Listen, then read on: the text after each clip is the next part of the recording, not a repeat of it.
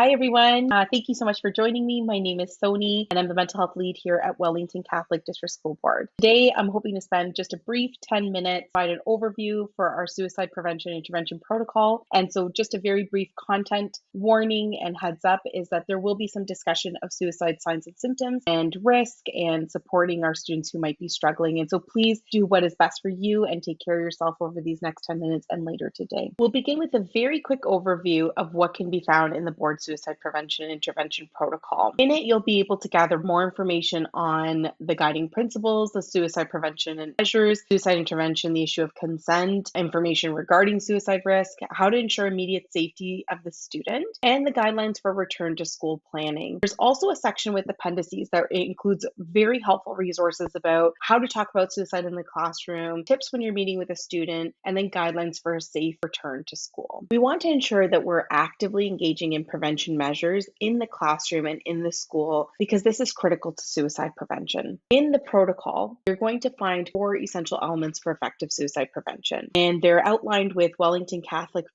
District School Board priorities, wellness promotion and suicide prevention, ensuring that there's trained staff available, and then screening mental health presentations. Let's begin with the priorities. We want to make sure that the suicide prevention and intervention protocol is reviewed annually. And so it's very likely that your school administration, along with your mental health professional, will be talking more about the suicide prevention protocol in your September or October staff meeting. We want to make sure that the work that's happening in the classroom is embedded in wellness promotion. The work of Tools for Life, stress lesson toolkits, the Umbrella Project, and resources that are shared for a mentally healthy classroom is the work of suicide prevention, and it's critical work. And so you can access some of those resources, the mental health professional connected to your school principal, or our internal staff mental health platform. We want to make sure that we have trained staff that are available. But each of your sites, there's assist trained staff, there's child and youth workers who are trained, there's social workers who are trained, administrators who have some training. We want to make sure that you're aware of which staff is available, and that could be discussed at your September and October staff meeting as well. And lastly, we want to make sure we're screening the presentations, the lessons that are coming into the classroom. We want to be screening them for suicide awareness and making sure that it's aligned with our suicide prevention intervention protocol. We also want to be screening it for sensitive topics as well, as that could possibly have an impact on the student who is receiving the information. So you could access more guidelines for safe mental health initiatives in the appendices in the protocol, and you can access guidelines for supporting sensitive topics in the classroom on our internal mental health platform. Intervening to reduce suicide risk with a vulnerable student is the role of student support services staff. So those are your youth workers, your social workers, the assist trained staff. However, all staff at Wellington Catholic District School Board play a vital role in recognizing signs of risk, inquiring about risk, and providing a compassionate, caring, and supportive response to our students that might be struggling with suicide risk or a mental health crisis. And so let's move into the role of all staff. Our school staff, particularly our teachers and our front office staff, have these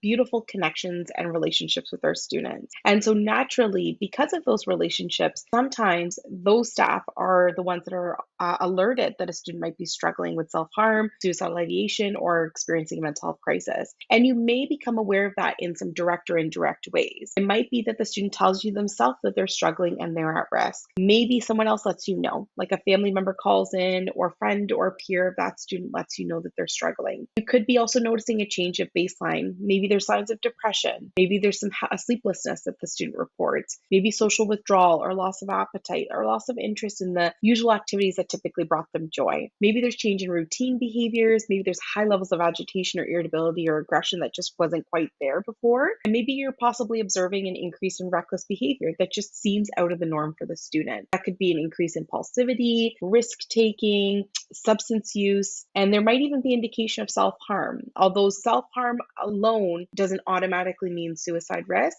self-harm is enough for us to investigate a bit further about whether there's increased suicidal ideation or behavior. And typically, if you become aware of self-harm, you would want to let your principal, vice principal, and your mental health professional know, and the mental health professional would screen and investigate that further because there can be an increased risk of suicidal ideation and behavior when there is self-harm. Maybe you, as an educator or the front office staff, become aware that a student is submitting writing or artwork or social media that indicates that they might be struggling. Maybe you're noticing the repeated expressions of hopelessness from the student, sense of worthlessness, loneliness, helplessness, or desperation, like I can't go on like this anymore, and I shouldn't even be alive, and life would be better without me. And there might be some actions taken, such as giving away possessions, maybe putting affairs in order, or withdrawal from family and friends. At the very beginning of the suicide prevention intervention protocol, there is a Wellington Catholic suicide and mental health crisis response protocol flowchart. And so I've given you a picture of it over to the right so that you could see what it looks like in case you're looking through the protocol. And before any crisis or emergency pops up, it is best practice that all of our staff are aware of how to access the student's information. Should there be an emergency, how do I get the information of their birthday, their home address, the phone number, the parent contact, the emergency contact? And in the event of a mental health crisis, and in the event that a student lets you know that they're struggling with suicidal ideation or risk, the very first thing is we want to remain with the student. We don't want to leave them unsupervised. We want to remain with them until we can transfer them warmly over to support that can help. Once we've identified a student is at risk, the very next thing you want to do after ensuring supervision is you want to notify your principal and your vice principal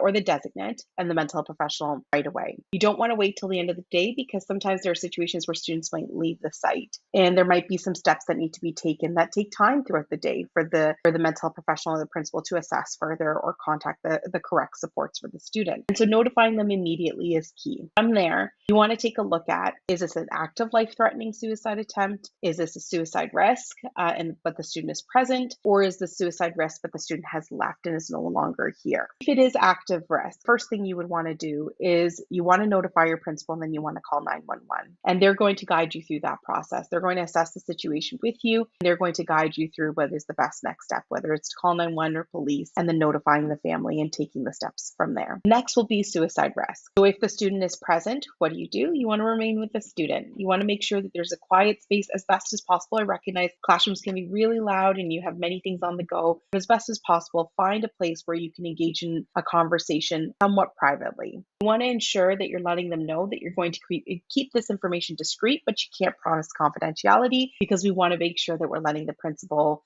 designate, or the mental health professional aware. And there's times as well that we need to call, notify a parent, or seek additional community support as well. From there, you want to warmly transfer over to the mental health professional who can assess the student further and ensure that we're building in the appropriate safety plans or contacting support from there. If there's suicide risk but the student is not present, we want to make sure we're remaining calm at all times. We want to notify the principal or the designate and the mental health professionals right away. We want to make sure that we are trying to locate the student, but if we can't, we're notifying 911 or police, whichever is appropriate, and requesting a well-being check. If the student is from Wellington Catholic and there's parent contact information that's available to us, then we would need to notify the parent right away.